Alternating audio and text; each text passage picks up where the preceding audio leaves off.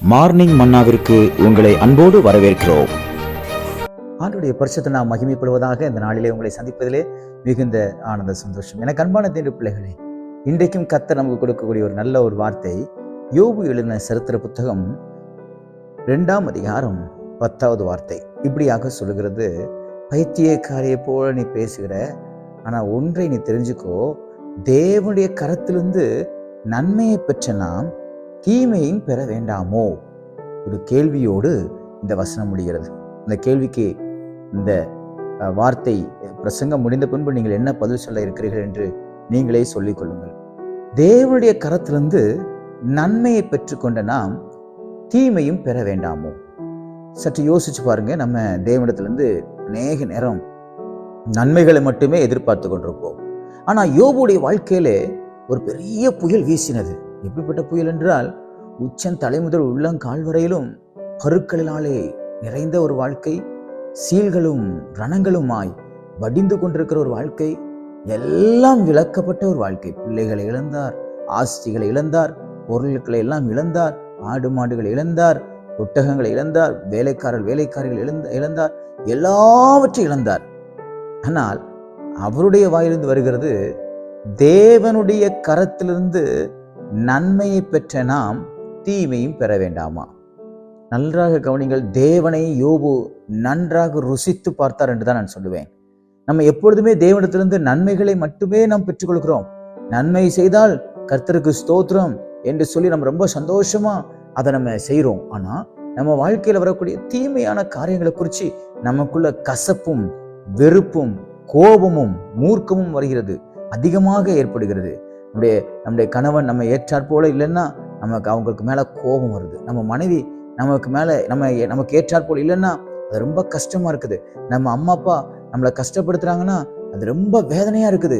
ஆனா யோபு சொல்றாரு, நன்மையை பெற்ற நாம் தீமையும் பெற வேண்டாமா?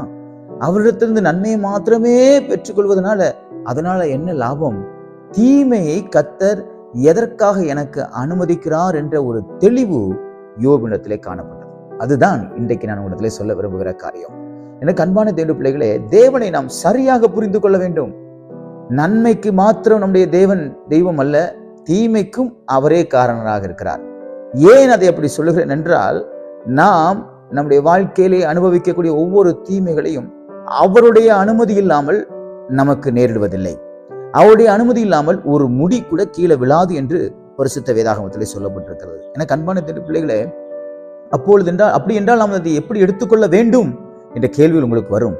தேவனை அந்த வேதனைக்கு மத்தியில, தீமைகளுக்கு மத்தியில, போராட்டங்களுக்கு மத்தியில, அவமானங்களுக்கு மத்தியில நம்ம தேவனை ருசித்து பார்க்கிறவர்களாக காணப்பட வேண்டும். யோபு நன்மை நடக்கும் போது எப்படி தேவனை ருசித்து பார்த்தாரோ, அதே போல தீமை நடக்கும் பொழுதும் தேவனை அவர் ருசித்து பார்த்தார். இன்றைக்கு நமக்கு அந்த பக்குவம் இருக்கிறதா? ஆண்டவர் நமக்கு நன்மை செய்யும் பொழுது தேவன் நல்லவர் என்று சொல்லி அவரை நாம் துதிக்கிறோம். ஆனால் தீமை நடக்கும் பொழுது, கர்த்தாவே, இந்த தீமையின் மூலமாக நீர் எனக்கு என்ன கற்றுக் கொடுக்க விரும்புகிறீர்?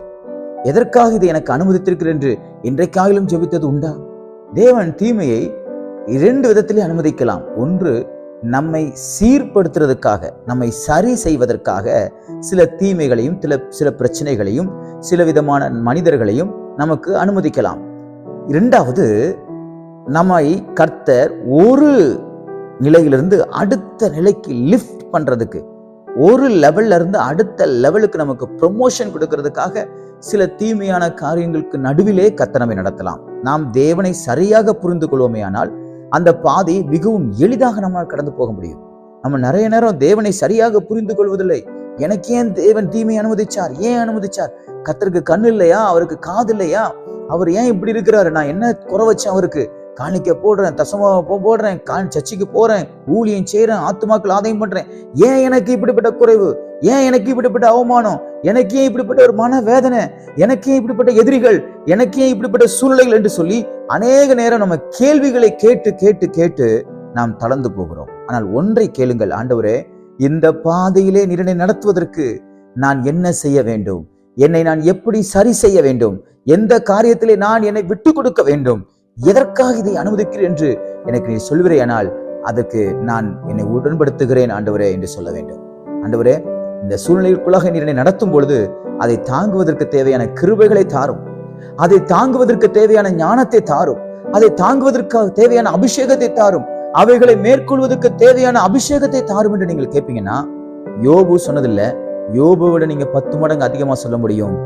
நன்மையை பெற்றுக்கொண்ட நாம் தீமையும் பெற வேண்டாமோ? ஏனென்றால் தீமையின் மூலமாக தேவன் தீமையை தீமையாக முடிக்கிறவர் அல்ல, தீமையை நன்மையாக முடிய பண்ணுகிறவர். வாழ்க்கையில் நடக்கக்கூடிய சில தீமையான காரியங்கள், உங்களுக்கே வேண்டான்னு வெறுப்பா இருக்கக்கூடிய காரியங்கள் நடந்துகிட்டு இருக்குதா, பயப்படாதீங்க. அதிலே தேவனுடைய கரத்தை நீங்கள் பார்க்க போறீங்க. விட்டு கொடுங்க. ஆண்டவரே, என்னை இந்த விஷயத்துல உருவாக்க விரும்புறீங்களா? இல்ல நான் விட வேண்டிய பாவங்கள் எதுவும் இருக்கிறதா, நான் விட வேண்டிய சில குணங்கள் இருக்கிறதா, சுபாவங்கள் இருக்கிறதா, அதை சொல்லுங்கப்பா, நான் அதை விட்டு விடுகிறேன் என்று நீங்க தேவனுடைய கரத்துல சமூகத்துல ஒப்பு கொடுப்பீங்கன்னா அவர் உங்களை வேற லெவலுக்கு கொண்டு போவார். இன்றைக்கு நீங்கள் அப்படி ஒப்பு கொடுப்பீங்களா? உங்களுக்கு வரக்கூடிய எல்லா சூழ்நிலையிலும் அதை ஃபேஸ் பண்ணும்போது துணிஞ்சு சொல்லுங்க, கர்த்தர் எனக்கு இதை நன்மையாக மாற பண்ணுவார், இதன் மூலமாக நான் தேவன் பக்கமாக நெருங்குவேன் என்று சொல்லுங்கள். கர்த்தர் உங்களை இந்த நாள் முழுவதும் ஆசீர்வதிப்பாராக. God bless you. நிறைவாழ்வு ஏஜி சபை பாண்டிச்சேரி. ஜெப தேவைக்கு 9952776926 9500794949.